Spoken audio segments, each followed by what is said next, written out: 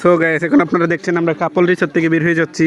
যদিও এটা হবে রেস্টুরেন্ট, এখানে শুধু কাপলরাই খেতে পারবে, আর আপনারা খেতে চাইলে আসতে হবে আমাদের রিসোর্টে, যেটা আমার বাড়ির পাশেই উত্তর দিক দিয়ে অল্প একটু দূরে।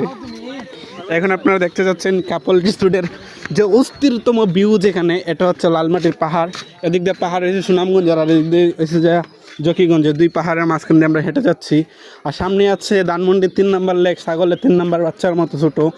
যদিও এটা কিচ্ছু করার নাই, আমাদের সামনে আছে আমাদের বড় ভাই। ভাই কিন্তু খুব ভালো একটা মানুষ। এই যে ফুলগুলো দেখতে পাচ্ছেন, এগুলো সব গোলাপ ফুল, আর সামনে যা আছে সব কাঁঠাল গাছ। আপনারা দেখুক দেশি কাঁঠাল, যদিও কাঁঠাল হইছে না, গাছ শুধু ভবিষ্যতে কাঁঠাল হইবা, আপনারা আমি কাঁঠাল দেখাইম। আর ও যে আছে অন্য ছাগলের 3 নম্বর বাচ্চা থাকে, আর একটা হয়েছে আমাদের লেক, ও লেকে সবাই গোসল করে।